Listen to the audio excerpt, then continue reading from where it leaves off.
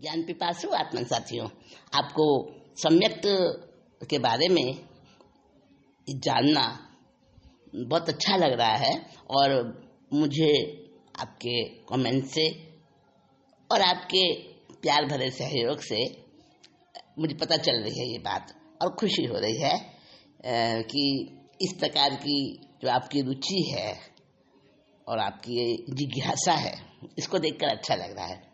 अभी हमारी बात चल रही है रुचि की। 10 संज्ञाओं की हमने बात की थी, जिसको कि 25 बोल के ठोकले में जहाँ मिथ्यात्व में गिना गया है उनको, यहाँ 10 संज्ञाएं कहा है उसको। देखिए, मिथ्यात्व क्या है? संज्ञा और मिथ्यात्व में हम भेद करें, उसमें भेद भी है और अभेद भी है। जो मिथ्यात्व है, मिथ्यात्व का मतलब क्या? जो हमें अपने स्वरूप से, अपने स्वभाव से हटाए, वह मिथ्यात्व है। और संज्ञा क्या है?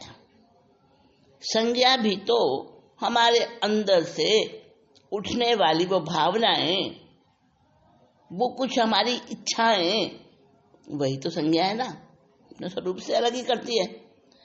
हाँ, तो चाहे उसको संज्ञा कहो, चाहे उसको मिथ्यात्व के भेद बता दो, बात तो एक ही है। यहाँ उनको संज्ञा बताकर और इससे सम्यक से जोड़ दिया गया है। तो 10 संज्ञाएं हमने बात की थी पिछली मीटिंग में, और उससे पहले हमने बात की थी श्रद्धा, प्रतीति और रुचि की। और अब हम बात कर रहे हैं एट प्रेजेंट 10 रुचि की। वो जो वहां हमने रुचि की बात की थी, श्रद्धा, प्रत्यय और रुचि। तप चारित्र ने रोचो वो कीजे तस अभिलाख, श्रद्धा प्रत्यय रुचि तिहूं जिन आगम साख। ये 17 नंबर का दोहा हमने किया था। इसमें हमने तप चारित्र की रुचि, उसकी अभिलाषा, उसको करने की उद्दाम इच्छा, वो रुचि बताया था हमने। और रुचि को समकित का अंग कहा था, और श्रद्धा और प्रतीति बताया था उससे पहले। तो यहाँ जो रुचि की बात हमने की थी, तप और चारित्र में रुचि होना। और यहाँ हम जो 10 प्रकार की रुचि बता रहे हैं, इनमें और उसमें क्या फर्क है? जो पहले हमने रुचि की बात की थी, वो हमारी क्रिया और आचरण से संबंधित था। और ये जो 10 रुचि बताई जा रही है ना, ये हमारी सम्यक दर्शन के, जो सम्यक दर्शन से प्रकट होने से पहले और सम्यक दर्शन के दौरान भी, इस सम्यक दर्शन के लक्षणों में आती हैं 10 रुचियां। वो सम्यक दर्शन के साथ पहले होती हैं, वो सम्यक दर्शन उत्पन्न होने से पहले। और ये जो 10 रुचियां हैं ना, ये सम्यक्त्वी की रुचियां हैं। हाँ, इसमें ये बात जरूर हो सकती है कि 10 जो रुचियां बताई हैं, उसमें से कोई किसी रुचि के चिन्ह पहले भी नजर आ जाते हैं, सम्यक तो प्रकट होने से पहले, ये भी है। और इसी रुचि की बात, ये जो रुचि अब मैं बताने जा रही हूं आपको, तो इसी रुचि के बारे में उत्तराधन सूत्र के 28वें अध्ययन में भी कहा है। वहां भी बड़ा विस्तार से वर्णन दिया है इन 10 रुचियों का।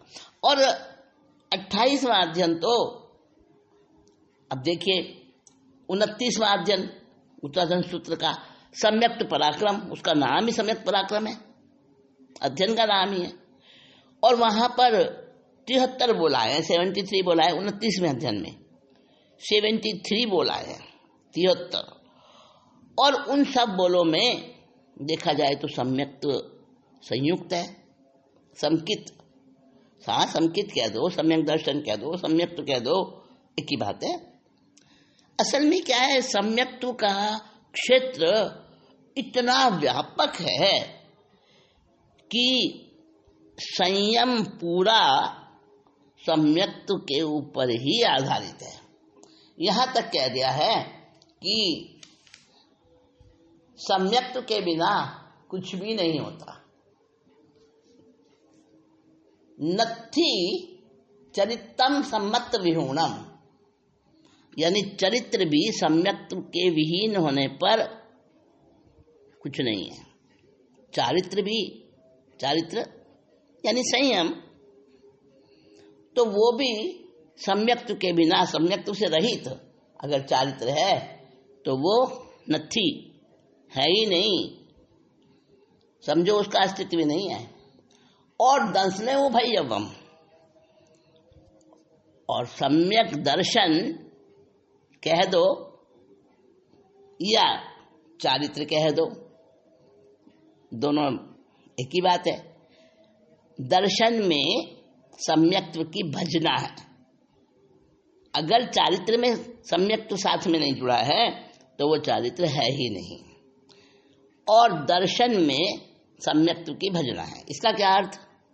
दर्शन यानी दृष्टि, यानी हमारी समझ, हमारा दृष्टिकोण, किसी चीज को समझने का, देखने का दृष्टिकोण। तो दर्शन में सम्यक्त्व की भजना है। दंसने या भैयवम मतलब दर्शन में सम्यक्त्व की भजना है, अर्थात दर्शन किसको कहना, वो कई प्रकार का अलग अलग सम्यक्त्व है। सम्यक्त्व के बहुत प्रकार हैं। हाँ, उपशम सम्यक्त्व है, क्षयोपशम सम्यक्त्व है, रोचक सम्यक्त्व है, क्षायिक सम्यक्त्व है, वेदक सम्यक्त्व है, शास्त्रादन सम्यक्त्व है, बहुत। और जो क्षयोपशम सम्यक्त्व है ना, उसके भी बहुत सारे भांगे हैं, अभी आने वाले हैं, अभी आएंगे वो सारे भांगे, अब मैं आपको बताऊंगी। सम्यक्त्व का क्षेत्र इतना व्यापक है कि इसको कह दिया सम्मम दंसी न करे पावम।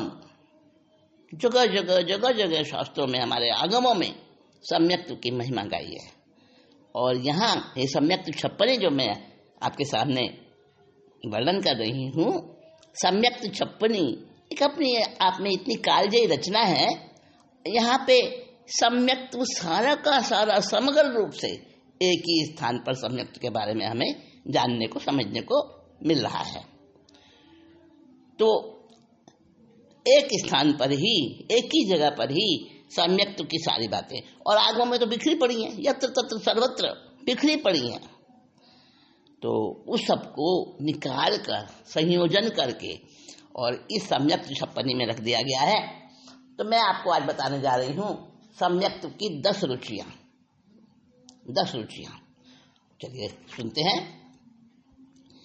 जाति समति अधि आदि सो उपजे बोधि निसर्ग। जाति समति आदि सो उपजे बोधि निसर्ग। छदमस्त जिन उपदेश सो पावे भविजन वर्ग।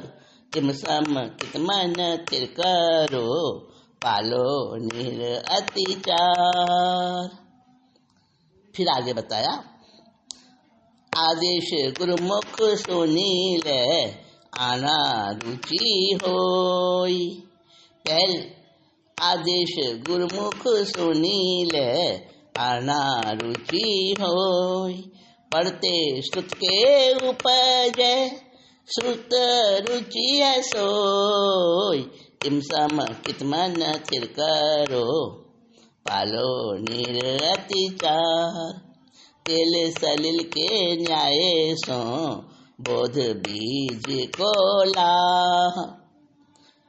के तुम जानो बीज रुचि भाखे जिनवर ना। इमसम कित मन थिर करो अर्थ विचारे सूत्र के अभिगम रुचि जान। अर्थ विचारे सूत्र के अभिगम रुचि जान, सब गुण परजवे भाव नय, विस्तारे मान, इम सम कित मन थिर करो, पालो निरअति चार, क्रिया रुचि क्रिया विषय, उद्यम करते होई, चारित में उद्यम किए, धर्म रुचि है सोई, इम सम कित मन थिर करो, पालो निरअति चार, जाने कूदन सन नाग्रयो, नाही समय प्रवीण, संक्षेप रुचि जो जानिए, भाखे बुद्धि अहीन, इम सम कित मन थिर करो, पालो निरअति चार। देखिए यहाँ पर बात आई है 10 प्रकार की रुचि। 10 प्रकार की रुचियों के नाम इसमें आ गए हैं कि सबसे पहली रुचि बताई निसर्ग रुचि, दूसरी बताई उपदेश रुचि, तीसरी बताई आज्ञा रुचि, और चौथी बताई सूत्र रुचि, पांचवी है बीज रुचि, छठी है अभिगम रुचि, और सातवीं है विस्तार रुचि, और आठवीं है क्रिया रुचि, नौवीं है धर्म रुचि, और 10वीं है संक्षेप रुचि। यही 10 रुचियां उत्तराधन सूत्र के 28वें अध्ययन में बताई हैं, और यहाँ भी वही उसी प्रकार का इनका वर्णन बताया है, क्योंकि ये समकित से जुड़ी हैं, सम्यक्त्व से जुड़ी हैं, और सम्यक्त्व होने पर ही ये रुचियां लक्षण के रूप में दिखाई देती हैं। सबसे पहले बात बता रहे हैं, जाति स्मृति औधि आदि सो। अब देखिए इन शब्दों में कितना रहस्य भरा है। जाति यानी जाति स्मरण, स्मृति यानी स्मृति का जो मति ज्ञान रूप स्मृति होती है, और अवधि यानी अवधि ज्ञान, यानी जाति स्मरण ज्ञान, स्मृति यानी बहुत जिसकी स्मृति और धारणा पक्की है और उस स्मृति के कारण अथवा अवधि ज्ञान के कुछ टच हो, उस अवधि ज्ञान का हल्का फुल्का टच हो, इन 3 कारणों से उपजे बोधि निसर्ग।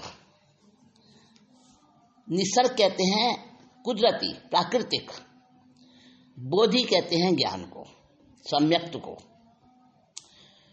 तो किसी को तो सम्यक्त प्राप्त हो जाता है निसर्ग से, तद निसर्गा दधिगमाद्वा तत्वार सूत्र में सूत्र आता है, पहले ही अध्ययन में आता है। तन्निसर्गा अर्थात तत् यानी वह सम्यक्त्व, निसर्गात अधिगमात वाह, तन्निसर्गात अधिगमात वाह सूत्र जो है उसकी संधि अगर करें तो शब्दों की, तो वहां अर्थ निकलेगा तत् यानी वह सम्यक्त्व, निसर्गात अधिगमात वाह। तो वह सम्यक्त्व 2 प्रकार से उत्पन्न हो सकता है, या तो निसर्ग से, निसर्ग यानी कुदरती ऑटोमेटिक अपने आप बिना किसी की सहायता के खुद से प्रकट होता है, अथवा निसर्गात अभिगमात वाह, और अधिगम से प्राप्त होता है जबकि कोई संयोग मिले, बाहरी संयोग मिले। वही बात यहाँ बताई है, उसको निसर्ग रुचि कह दिया है। निसर्ग से प्रकट होने वाला सम्यक्त्व का भाव उसको कहते हैं निसर्ग रुचि। तो निसर्ग रुचि इसकी यहाँ पे परिभाषा बताई है कि जाति स्मरण किसी को हो जाए। जाति स्मरण कैसे होता है? मति ज्ञान के क्षयोपशम से होता है जाति स्मरण। मति ज्ञान का क्षयोपशम से 5 प्रकार के ज्ञान है ना, मति ज्ञान, श्रुति ज्ञान, अवधि ज्ञान, मन पर्याय ज्ञान और केवल ज्ञान। तो उसमें जो मति ज्ञान है ना, मति ज्ञान का क्षयोपशम होता है तो जाति स्मरण ज्ञान प्राप्त होता है, और हर एक को नहीं होता। जाति समान ज्ञान का अर्थ है कि पिछले भावों की बातें याद आ जाएं। पिछले जन्म में मैं क्या था, कैसे क्या स्थिति बनी, यहाँ तक कि किसी किसी को तो यही पता चल जाता है कि मेरे पिछले जन्म में मेरी हत्या हुई थी, और वो इस जन्म में हत्यारे का पता भी बता देते हैं, हत्यारा पकड़ा जाता है। ऐसे ऐसे भी केस हुए हैं। और पिछले जन्म की पत्नी, पुत्र, विवाहित और पता नहीं कितना बड़ा परिवार है, और इस जन्म में वो छोटा सा 2.5-3 साल का बच्चा है, और वो बार बार कहता है मेरा तो घर वहाँ है, मुझे वहाँ लेके चलो, मुझे वहाँ लेके चलो। और जब लेके जाते हैं अपने आप आगे से आगे जाके उस जगह पे पहुँच जाता है, अपना घर, अपनी दुकान, अपना जो बिजनेस है, अपने बिजनेस पार्टनर, अपने दोस्त, वो छोटा सा बच्चा, और वो बड़े बड़े लोग, बुजुर्ग, प्रौढ़, और सबको पहचानता है। सारे हैरान होते हैं देख के, और बाद में उसका सारा कुछ पिछले जन्म की बातें बता देता है, गड़ा हुआ धन भी बता देता है। तो जाति स्मरण ज्ञान जो होता है ना, कहते हैं संगी के उत्कृष्ट 900 तक के भव देख सकता है। जाति स्मरण ज्ञान से सारे संगी के भव देखेगा। असंगी का भाव होगा तो वो नहीं देखेगा। संगी यानी मन वाला, जब जो उसका संगी के भव हुए ना पिछले जन्म में, वो सारे अपने देख लेता है। वो बहुतों को होता है जाति स्मरण ज्ञान। तो जाति स्मरण ज्ञान से और अवधि ज्ञान आदि से स्मृति भी, किसी किसी की स्मृति बड़ी तीव्र होती है, जाति स्मरण ज्ञान नहीं हुआ लेकिन उसको उस प्रकार की हल्की फुल्की स्मृति आ गई, वो भी होता है। और अवधि ज्ञान भी किसी का बहुत हल्के स्तर का अवधि ज्ञान किसी को उत्पन्न हो गया, संयोगक्षम है, अनेक प्रकार के संयोगक्षम होते हैं। तो उसको निसर्ग रुचि होती है। निसर्ग रुचि यानी बिना किसी के सिखाए, बिना किसी के बताए, वो सम्यक्त्व के लक्षणों वाली बातें उसके अंदर अपने आप से आ जाती हैं। चाहे वो कितनी ही बुरी कंपनी में रहता हो, उसका परिवार अच्छा नहीं हो, अनार्य कुल में हो, कैसे हो, देखा ना अनार्य कुल का, सुना होगा आपने। कौन? जो अभय कुमार के पूर्वों के मित्र थे, अनार्य कुल में थे ना, क्या नाम था उनका? हाँ, जिनको उन्होंने भंडोपकरण, धर्म के साधन, मुखपत्ति, मुखवस्त्रिका, पुंजनी, आसन, माला, ये सारा कुछ भेजा था ना गिफ्ट में। आर्द्र कुमार, अनार्य देश में राजा के पुत्र थे वो आर्द्र कुमार, और उनको उन उपहार में भेजे हुए अभय कुमार द्वारा, अभय कुमार तो पता है ना, नारद श्रेणी के पुत्र थे। हाँ, तो अभय कुमार द्वारा जो भेजे हुए वो धर्म उपकरण देखकर और उनको जाति स्मरण ज्ञान उत्पन्न हो गया। उनको पता चल गया, अरे मैं तो साधु था पिछले जन्म में, मैं कहाँ फंसा, और वह वहां से भाग लिए। राजा ने कितने कितने उनके पाबंदियां लगाई, कितने बाधाएं दी, कितने उन पर मतलब पहरे बैठाए। राजकुमार इकलौता था, इसीलिए मोह ऐसी चीज है। और वो भाग लिए वहां से, और तो और अपने पहरेदारों को भी साथ लेके भाग लिए। पहरेदारों पर भी उनका असर हो गया, और वहां से जाके उन्होंने संयम ग्रहण कर लिया। बड़े अच्छे साधक बने, बड़ी धर्म प्रभावना की उन्होंने। तो बोधि निसर्ग, इसका अर्थ है कुदरती तौर पर उसके अंदर ऐसी रुचि उत्पन्न हो जाती है, सम्यक्त्व वाला गुण उसके अंदर खुद से ही प्रकट होता है, बिना किसी के बताए, बिना कहीं से सीखे, बिना कहीं से पढ़े, बिना सुने, अंदर से ही उसको ऐसी उमंग उठती है। तो उसको कहते हैं बोधि रुचि। और इसी को यहाँ पे समझाया है, जाति सम्मति अवधि आदि सो उपजे बोधि निसर्ग, छदमस्त जिनोपदेश सो आवे भविजन वर्ग, इन सम कित मन थिर करो। अब देखो निसर्ग रुचि बता रहे हैं यहाँ पर कि निसर्ग रुचि वो है जो कि कुदरती तौर पर अपने आप उमंग की तरह उठती है धर्म की तरफ, अपने स्वभाव की तरफ, तो उसको कहते हैं निसर्ग रुचि। और दूसरी छद्मस्त हो कोई या जिनेश्वर भगवान हो, उनके उपदेश से कभी सुन ले किसी गुरु का, गुरु तो छद्मस्ती होंगे ना, केवली तो नहीं हुए। और जिनेश्वर भगवान जो कि केवली हो चुके हैं, केवल ज्ञान जिनको केवल ज्ञान केवल दर्शन प्राप्त हो चुका है, तो या तो जिनेश्वर भगवंतों के उपदेश सुने या फिर किसी गुरु के भी सुने, किसी दृश्य को देख ले। अब हनुमान जो थे, पवन पुत्र हनुमान, उनको क्या था, संध्या के समय डूबते हुए सूर्य को देखा था उन्होंने, उससे संकित हुई थी उनको। अब राजा शनि को कैसे हुई संकित, अनाथी मुनि के दर्शन करके, किसी को किसी प्रकार अलग अलग प्रकार से जो किसी निमित्त से सम्यक्त होता है, किसी निमित्त से प्रकट होती है वो बुद्धि, उसको कहते हैं उपदेश रुचि। उपदेश रुचि, ठीक है। तो निसर्ग रुचि हो गई, उपदेश रुचि हो गई।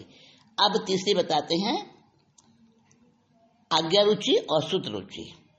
कैसे, आदेश गुरुमुख सुनील आना रुचि होय, पढ़ते सुत के उपजे सुत रुचि है सोई, किम सम कित मन थिर करो। यानी गुरु जो आदेश दें उस आदेश पर प्राणपन से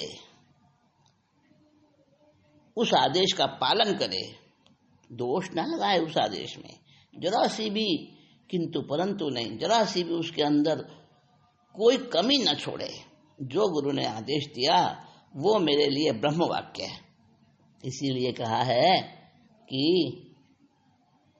आना है भगवंतों, गुरु भगवंत जो होते हैं ना, उनकी आज्ञा अविचारणीय होती है। अगर उन्होंने कह दिया तो बस वो करना ही है, चाहे प्राण रहे या जाए। तो इस प्रकार की गुरु के आदेश की पूर्ति करना, वो कहते हैं आज्ञा रुचि, उसको आज्ञा रुचि कहते हैं। हाँ, ये भी सम्यक्त्व है। देखो ना, सम्यक्त्व कहाँ कहाँ प्रकट हो रहा है, ये भी सम्यक्त्व है, सम्यक्त्व का लक्षण है आज्ञा रुचि।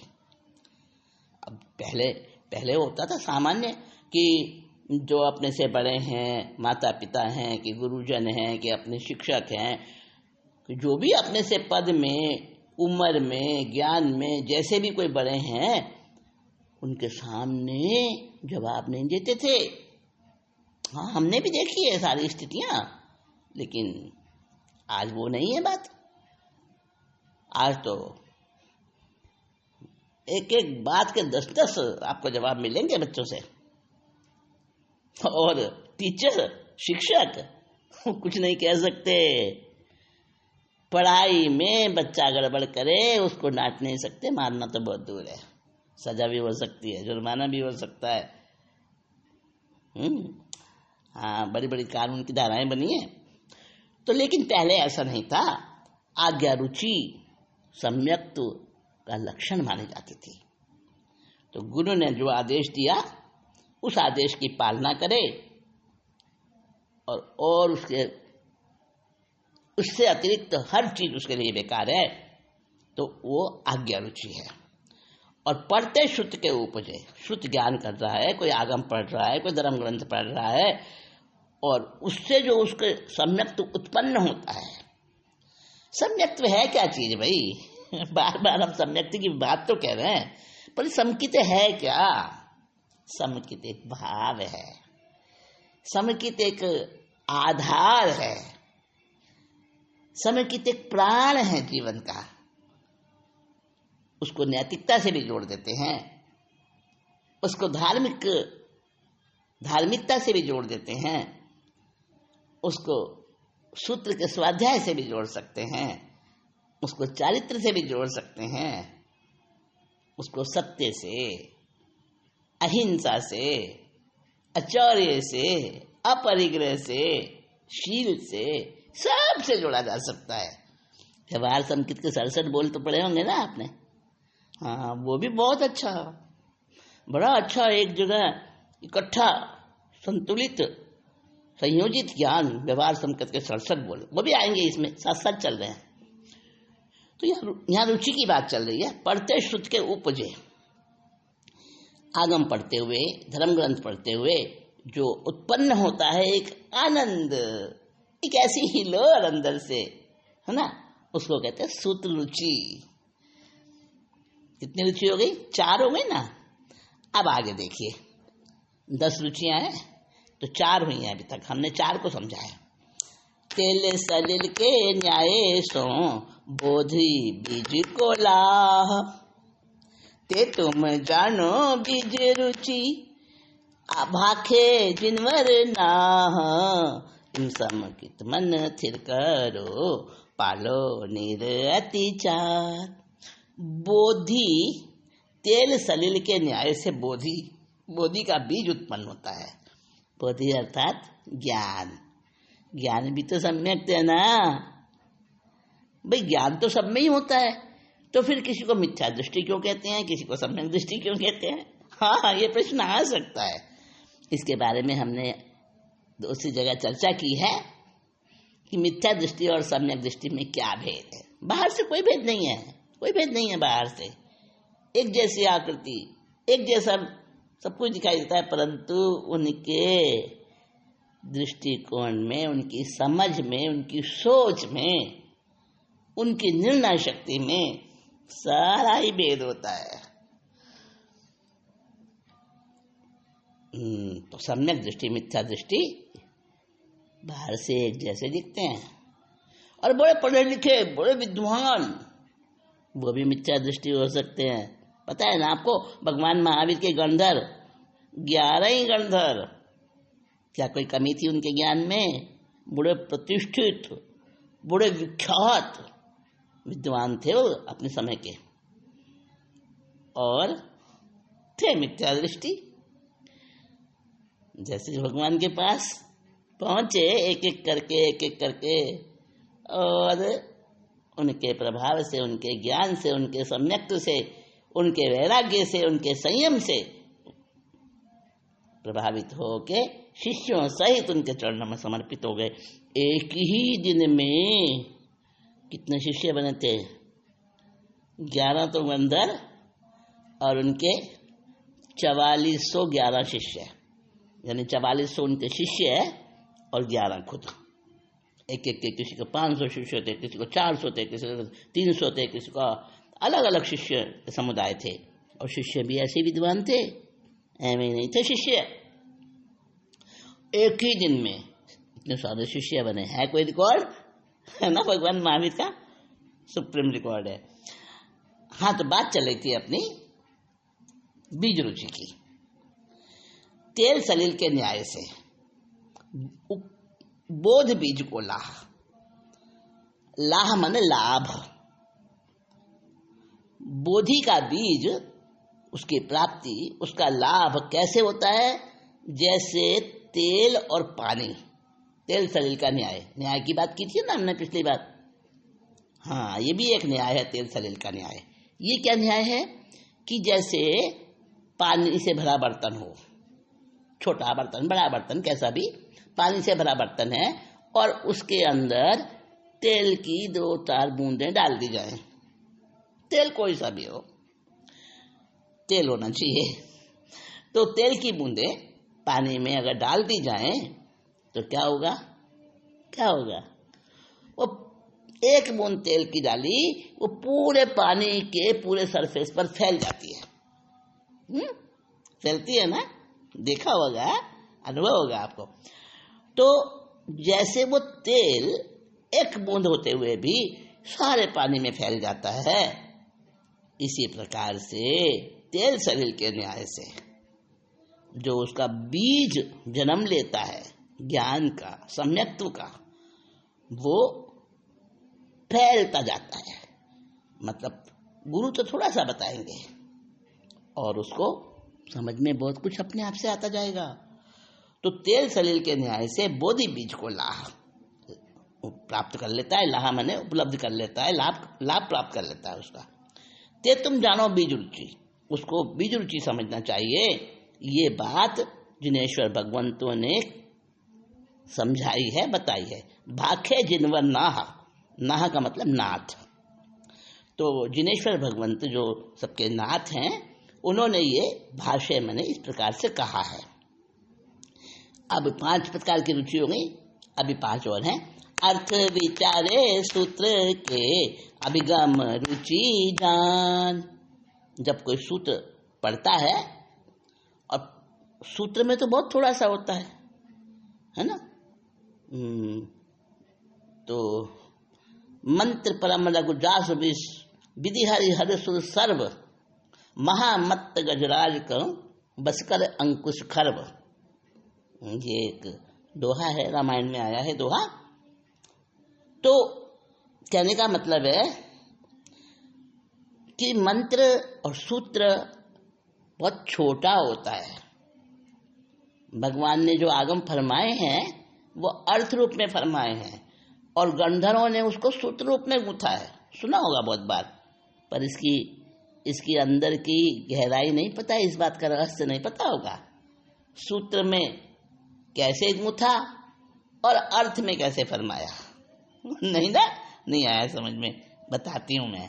ऐसा है, सूत्र तो होता है छोटा और अर्थ होता है बहुत बड़ा। जैसे अभी हमारी चर्चा चल रही है, बहुत देर हो गई हमें बात करते हुए। अभी किसी ने पूछा, भाई क्या चर्चा चल रही थी आपकी इतनी देर से? तो हम क्या कहेंगे? सम्यक्त्व की बात चल रही थी, समकित के बारे में। तो समकित हो गया सूत्र, और इतनी घंटे भर की बात को हमने क्या कह दिया, एक शब्द में कह दिया। तो वो सूत्र है। सूत्र का मतलब है भगवान ने जो अर्थ फरमाए, अर्थ का फरमाने का मतलब है भगवान ने तो बहुत विस्तार से समझाई बातें, गहरी गहरी बातें बताई, और गंधर्व ने उसको सूत्र रूप में गूंथ गया। वो तो गूंथा मतलब, गूंथने का मतलब क्या? गूंथना शब्द भी बहुत गहरा है।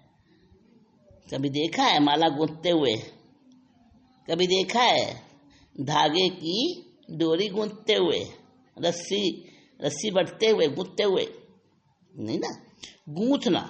गूंथने का मतलब है सारा सार उस छोटे से सूत्र में भर देना। आपने जब आप पढ़ते होंगे बचपन में स्कूल में, तो वहां आपने इंग्लिश ग्रामर में प्रेसी पढ़ी होगी, प्रेसी। हाँ, अनसीन पैसेज भी आता है आजकल परीक्षाओं में, व्याकरण में अनसीन पैसेज। उसमें क्या होता है कि बहुत सारा कोई अपने कोर्स से अलग कहीं और से भी दे दिया जाता है, एक बड़ा सारा पैराग्राफ दे दिया जाता है बच्चे को, और उसको कहते हैं कि इसको 1/3 शब्दों में इसको संक्षिप्त करना है, फिर एक इसका शीर्षक लिखना है। ऐसे ही प्रेसी में भी होता था। प्रेसी हमने पढ़ी है, आपको पता नहीं आपके समय में है कि नहीं है, हमने तो पढ़ी है। तो प्रेसी में भी ऐसे होता था कि बड़ा सारा पैराग्राफ होता था काफ़ी, और फिर उसको 1/3 शब्दों में उसको शॉर्ट करके लिखा जाता था, फिर उसका एक ऊपर हेडिंग भी दिया जाता था। तो ये परीक्षा में आता था। तो जैसे प्रेसी होता है ना, प्रेसी है वो पूरा जो उसका मैटर है वो है अर्थ, और जब उसको छोटा करके लिखते हैं 1/3 वर्ड्स में उसको करते हैं, तो वो उसको सूत्र कह देते हैं। अब सूत्र तो बहुत छोटा सा होता है, कोई भी दोहे बहुत छोटे छोटे होते हैं, परंतु उनमें ज्ञान इतना गहरा भरा होता है, गागर में सागर भरा होता है। तो इसी प्रकार से बीज रुचि उसी को कहते हैं जो तेल सलील के न्याय, मतलब तेल और पानी जैसे आपस में मिलते भी नहीं है और फैल भी जाते हैं। तेल फैल जाता है पूरे पानी पर, तो ऐसे ही बीज रुचि होती है। बीज कैसा है? छोटा सा बीज होता है। बट का वृक्ष देखा है कितना सा बीज होता है उसका, सरसों के दाने से भी छोटा। और वो बीज जब बोया जाता है, जब वो फलता फूलता अंकुरित होता है और वट वृक्ष बन जाता है इतना बड़ा सारा, तो बीज तो छोटा सा होता है, और वृक्ष कितना बड़ा हो जाता है। तो जैसे वृक्ष बन जाता है बीज से, छोटे से बीज से, वैसे ही बीज रुचि ऐसी होती है कि बहुत छोटे से बड़ी फैल जाती है, विस्तार ले लेती है बीज रुचि। और एक विस्तार रुचि है, वो अलग आएगा। हाँ, विस्तार रुचि भी एक रुचि का नाम है। ये बीज रुचि की बात कही है कि जिनेश्वर भगवंत ने बीज रुचि का ऐसे विवेचन किया है। अब आगे बताते हैं अभिगम रुचि। अर्थ विचारे सूत्र के अभिगम रुचि जान, सब गुण पर जब भाव ने विस्तारे मान, इम समकित मन थिर करो। अब अभिगम रुचि किसको कहते हैं और विस्तार रुचि, यहाँ दो रुचियां बताई गई हैं, छठी और सातवीं। तो अभिगम रुचि है कि सूत्र पढ़ता है और साथ साथ उसका अर्थ भी विचार करता जाता है, वो अभिगम रुचि है। इस प्रकार की जिसके अंदर योग्यता होती है उसको अभिगम रुचि कहते हैं। और सब गुण पर जब भाव ने, गुण, द्रव्य, भाव, पर्याय और सब प्रकार से हर एक नए से, नए भी बहुत सारे होते हैं, हर एक नए से, हर प्रकार के भावों से उसको फैलाता है, उसका विवेचन करता है, उसका अनुयोग करता है, उसको कहते हैं विस्तार रुचि। उसको उसी में आनंद आता है, बिना विस्तार के उसको समझ नहीं आता, अच्छा नहीं लगता। तो ऐसी जिसके अंदर इस प्रकार से ज्ञान सीखने की और सिखाने की भावना होती है उसको कहते हैं विस्तार रुचि। ये भी सम्यक्त्व है, सब सम्यक्त्व की ही बात चल रही है। आगे बता रहे हैं क्रिया रुचि, 8वें नंबर पे। क्रिया रुचि क्रिया विषय उद्यम करते होय, चारित्र में उद्यम करे धर्म रुचि है सोय, इन समकित मन थिर करो। क्रिया रुचि 8वें नंबर पे, जो कोई क्रिया कर रहा है, कुछ भी क्रिया कर रहा है, तो उस क्रिया में इतना डूब जाए, भाव विभोर हो कि कोई भी क्रिया करे, तो उसको कहते क्रिया रुचि। ये भी समकित है। देखिए सम्यक्त्व कहाँ कहाँ प्रकट हो रहा है, सम्यक्त्व के लक्षण, सम्यक्त्व का जुड़ाव कहाँ कहाँ है। क्रिया में भी सम्यक्त्व है, लेकिन हर क्रिया में नहीं है, समझ लेना। जो आंतरिक हिलोर, जिसमें आंतरिक आनंद वो जुड़ा हो, आत्मा के आनंद से जुड़ी हो, ऐसी क्रिया, तो अगर उसमें उद्यम कर रहा है तो उसको क्रिया रुचि कहेंगे। अब कैसे पहचानेंगे भाई, यही तो बात है। परख करने वाले कुछ अलग ही होते हैं। जिनको परख होती है वो कहते हैं ना, बंद खत में से, बंद लिफाफे में से खत का मजमून भांप लेते हैं। मजमून यानी उसके अंदर जो पत्र है उसमें क्या लिखा है, और लिफाफा बंद है, उसके अंदर पत्र है। देखो, तो परख करने वालों की आंखें, उनकी समझ, उनकी योग्यता अलग ही होती है। वही तो सम्यक्त्व का अलग अलग स्तर है।